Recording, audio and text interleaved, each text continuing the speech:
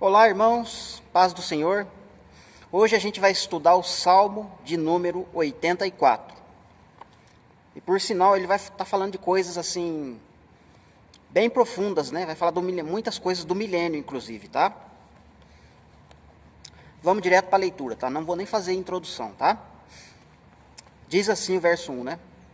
Quão amáveis são os seus tabernáculos, ó Senhor dos exércitos. Então, só esse verso 1, por exemplo, né? O salmista está escrevendo, né? Quão amáveis são os seus tabernáculos, plural. Tem muitos tabernáculos, né? Então, e o salmista não está falando aqui de prédio, de igreja, entende? Porque Deus não ama a edificação que os homens fazem, entende? Aqui na terra, entende? Tudo que eu faço de edificação é bonito, é gostoso, né? Me dá prazer eu fazer, entende? E eu observar e falar, olha, eu fiz, né? Bonito, bacana. Eu amo muito a construção civil, eu trabalho com construção civil, né? Eu amo muito as edificações, entende? Mas aqui é o salmista que está falando, e quem está inspirando ele a escrever, você sabe que é o Senhor Deus, né? Espírito Santo. Então ele está falando de tabernáculos. Então, quando você vai ler no Novo Testamento, por exemplo, sobre tabernáculos, né? Tabernáculos, o apóstolo Paulo escreveu em 2 Coríntios, né? Capítulo 5, ele falando, né? Quando esta nossa casa terrestre, nosso corpo, né? Se desfizer, temos um tabernáculo, né? Um tabernáculo nos céus, né? Que nós vamos habitar nele, né? Então a nossa habitação, né? Vai ser um tabernáculo, né? Cada pessoa é um tabernáculo. São vários tabernáculos, né? Por isso que o profeta Zacarias, né? Entre outros, vai falar da festa dos tabernáculos, né? Apontando para o milênio. Porque vão ser vários tabernáculos no milênio, entende? Festejando juntos, né? Alegres, né? Porque o nome festa já diz, né? Festa, símbolo de alegria. Então é festa dos tabernáculos, tá? Então é ser humano, é pessoa, tá? Um tabernáculo é uma pessoa, tá bom? Não é igreja, prédio, tá? Versículo de número 2, né? A minha alma suspira e desfalece pelos átrios do Senhor. O meu coração e a minha carne exultam pelo Deus vivo. Então outra palavrinha interessante aqui, ó, átrio, né? E não dá para falar aqui que é átrio de várias igrejas, né? Ou átrios de vários templos, né? Porque só teve dois templos, né? O templo que Salomão edificou e o templo que Neemias, Esdras, Ageu, toda a galera lá edificaram, né? Profetizaram para esse templo, entende? Então houve só 2 templos, né? Mas aqui, né? O salmista está escrevendo, a minha alma suspira e desfalece pelos átrios, né? Então essa palavra desfalecer é a mesma que fosse compadecer, me entristece, né? Ou seja, a minha alma, né, se entristece, né? Ou suspira por esses, entende? Porque é algo espiritual, né? Está falando de átrio, né? Mas é o átrio do Senhor, né? Apocalipse 11 vai mostrar um átrio só lá, né? Que todos esses átrios, né, vai se cumprir naquele átrio lá, né? O anjo vai falar, né? Fala para João, né? Foi-me dado uma vara, semelhante a uma cana, e foi-me dito, né? Mede o santuário e o que neles adoram. Então tem um grupo de pessoas adorando dentro do santuário, mas existe a parte de fora, que é o átrio. Aí não meças o átrio, porque o átrio, né, refere-se à parte externa, né? A mesma explicação que Paulo fala lá em 2 Coríntios capítulo 5, né? Quando essa átrio externo, essa casa se desfizer, temos um tabernáculo, né? Uma vestimenta nova. Então, o salmista está dizendo que ele se desfalece, a minha alma se desfalece pelos átrios, se desfalece por causa do corpo, né? Por causa da carne, né? Do ser humano, que, como é que eu vou dizer assim? Até me perdi na linha de pensamento aqui. É como se a gente estivesse numa luta contra o pecado, entende? A carne lutando contra o espírito. É nesse sentido que ele está falando que desfalece. Não é o prédio ou coisa relacionada a templo, entende? E sim o corpo do ser humano. A gente se desfalece porque a carne nossa só quer pecar, só quer coisa errada. Mas vai chegar um momento que não vai ter mais vez para essa carne, entende? Vai ser destruída e a gente vai receber uma vestimenta nova, onde não vai mais ter pecado, né? Vamos lá. Verso de número 3, né?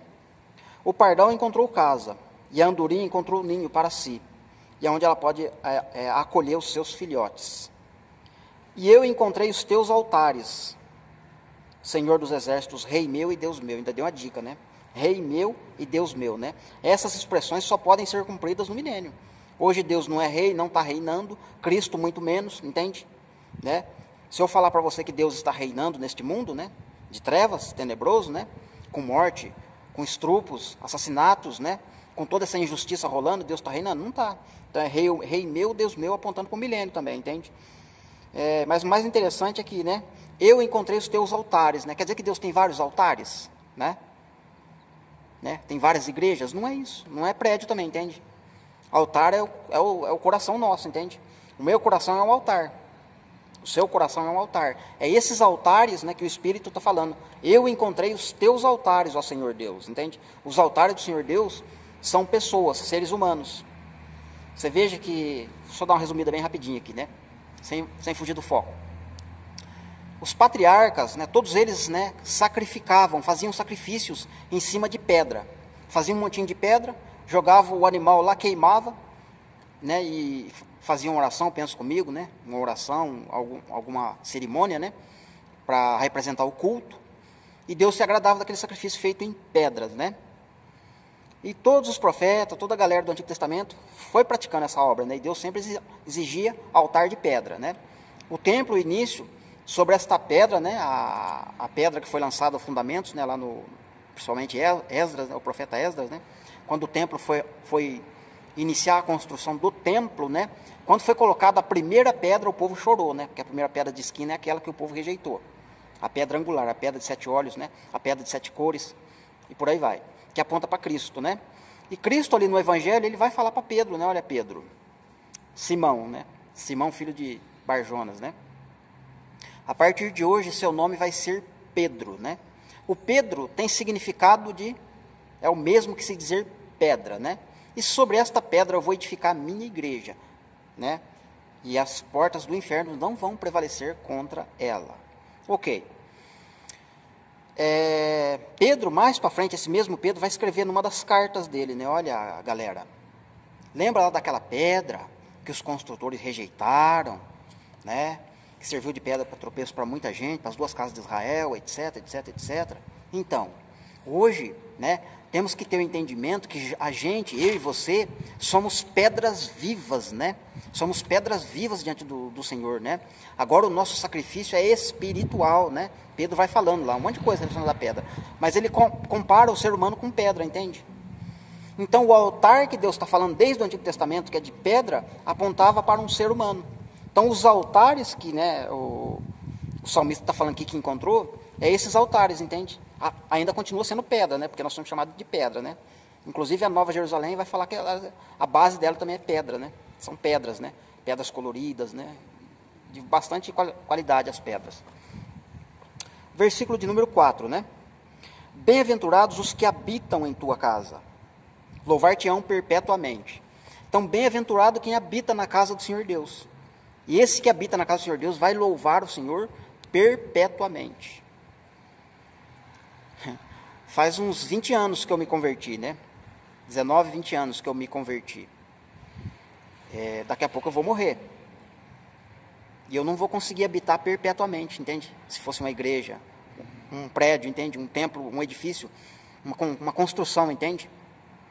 Não preciso nem falar de denominações, entende? Se o texto que estiver falando de morar na igreja, prédio, perpetuamente, né, para louvar o Senhor perpetuamente, né, então não se cumpre isso. Então o salmista errou aqui, entende? Então, na verdade, né, eu vou ler de novo o verso: bem-aventurados os que habitam na tua casa, vão te louvar perpetuamente. Então essa casa, na verdade, que está falando, está apontando para o milênio também, né, que é o corpo de Cristo, né, transformado, glorificado, né? Essa é a casa que vai ser habitada, né? Entende? Não é uma igreja, templo, prédio, né? Então, o entendimento, né, das pessoas, né, foge das escrituras, né? Vai muito longe, mas muito longe mesmo, né? Aí cai em idolatria, cai em heresia, cai em falsos ensinamentos, né? E um monte de coisa, né? Tudo porque tropeçou na pedra, né? Na verdadeira pedra. Versículo 5, né? Bem-aventurados o homem cuja força está em ti, e em cujo coração se encontram os caminhos aplanados, né? o qual, passando ele pelo vale árido, faz dele um manancial, né? Então é 2 versos, na verdade, 5 e 6 emendado, né? Que os 2 versículos estão juntos, né? De bênçãos o cobrirá da primeira chuva, né? Que é Cristo, né? Pentecoste, né? Mas olha só que interessante. Bem-aventurado o homem cuja força está em ti, e em cujo coração se encontram os caminhos aplainados, né? O qual, passando ele pelo vale árido, faz dele um manancial. Então é primeiro necessário passar pelo vale árido, né? É o tempo de hoje, né? Estamos passando por esse vale árido, né? Muitas coisas precisam se cumprir em nós, né? Mas para a gente ser bem-aventurados, né? A gente precisa passar por esse vale. Quando a gente passar por esse vale, né? Isso fala de toda a nossa vida cristã, né? Toda a nossa conduta diante de Deus. Se formos provados, né? Vamos nos se tornar um manancial, né? De água viva, né? Um jardim regado, né? Onde vai alimentar as nações lá durante o milênio também, né? Vamos continuar a ler agora o verso 7, né? Vão indo de força em força, cada um deles aparece diante de Deus em Sião. Então, olha só para você ver que tremendo, né? Vão indo de força em força, né? Acho que Paulo que escreveu isso, né? Que é de glória em glória, né? Que a gente deve caminhar na nossa caminhada com Deus, né? É de glória em glória, é de degrau em degrau, né? Não é jogo rápido, entende? É árduo o caminho, é difícil, né? Então tem que ser de força em força. E cada um deles, né? Cada um dos altares, cada um dos tabernáculos, cada um dos átrios, entende? Você veja que tudo aponta para o corpo do ser humano, nunca para a igreja prédio. Cada um deles, né, vão aparecer diante do Senhor Deus, né, em Sião. Em Sião tem a expressão dos 144 mil, né, que aí o corpo está formado, ali a igreja formada, e ali vai aparecer diante de Deus, né, cada um deles. Verso 8. Senhor Deus dos exércitos, escuta minha oração e presta os ouvidos, ó Deus, de Jacó. Então esse verso aqui, por exemplo, né, hoje as pessoas não falam isso, né, Deus de Jacó, de maneira nenhuma, né. Deus dos crentes, né? Deus Pai, né? Senhor Jesus, Senhor Nosso, muitos nomes, mas menos Deus de Jacó, né? Mas essa expressão Deus de Jacó só vai ser falada, um motejo, né? Vai ser como se fosse um imã, né? Um refrão na boca do povo, né? Vamos subir lá na casa do Deus de Jacó. Então, isso é para o milênio, essa é a frase, né? Hoje, só quem estuda muito, medita muito nas profecias, né? Consegue, né? Localizar na sua mente, de vez em quando falar, olha, eu sirvo ao Deus de Jacó, mesmo assim ainda é difícil, porque é estranho, né? Ressoa como se estivesse voltando lá na antiga aliança, lá no começo, mas não é, né? Deus está falando para o futuro. O povo vai falar isso. Vamos à casa do Deus de Jacó. Verso 10. Pois um dia nos teus átrios vale mais do que 1000 em qualquer outro lugar, né? Ó meu Deus, né? Do que permanecer nas tendas da perversidade, né? Então aqui já está falando lá dos primeiros dias da criação, está falando do Salmo 90, né? Se você vê lá, ó, um dia na sua presença vale mais do que 1000 dias em qualquer outro lugar, né? Porque na profecia bíblica, né? Para Deus um dia é como 1000 anos.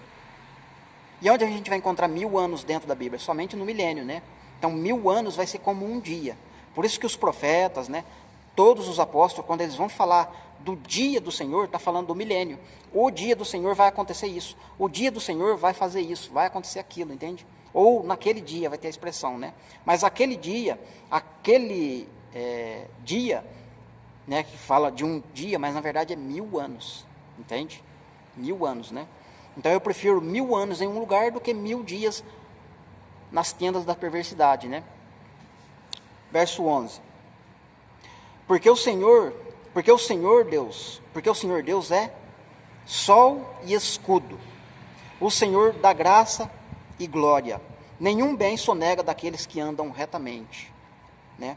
Daqueles que o obedecem corretamente ou andam corretamente com ele. Então, porque o Senhor Deus é sol e escudo. Ele é sol e ele também é escudo. Escudo daqueles que o servem, daqueles que o temem, né?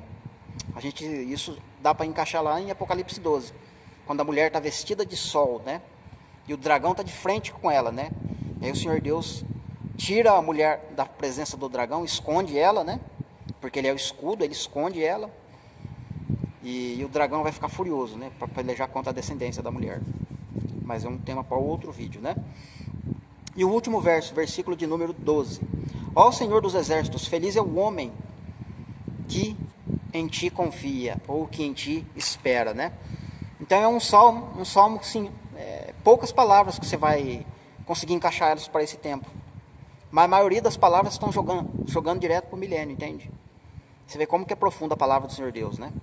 Se você parar para meditar, analisar, se você não ficar dando ouvidos para certos homens, né? Certas doutrinas, certos ensinamentos, né? A gente tem que tomar muito cuidado com isso, né? Inclinar o coração para as escrituras mesmo, dar valor para aquilo que está escrito, não por aquilo que os homens estão dizendo.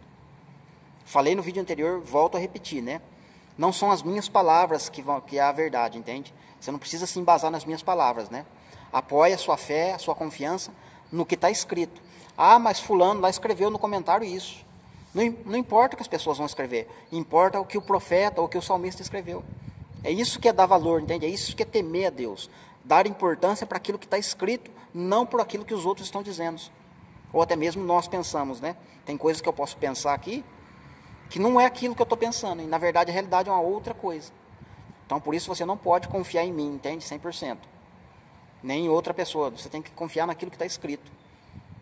E depender de Deus para Ele trazer a realidade daquilo que está escrito para você. Tá certo, meu querido? Que Deus te abençoe.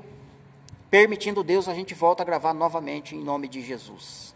Se for possível, você compartilha, dá like, comenta e também compartilhe. Grupo do WhatsApp, grupo do Facebook, outros grupos que deve ter por aí, né? Que eu não conheço tudo. Tá certo, meus queridos? Que Deus te abençoe.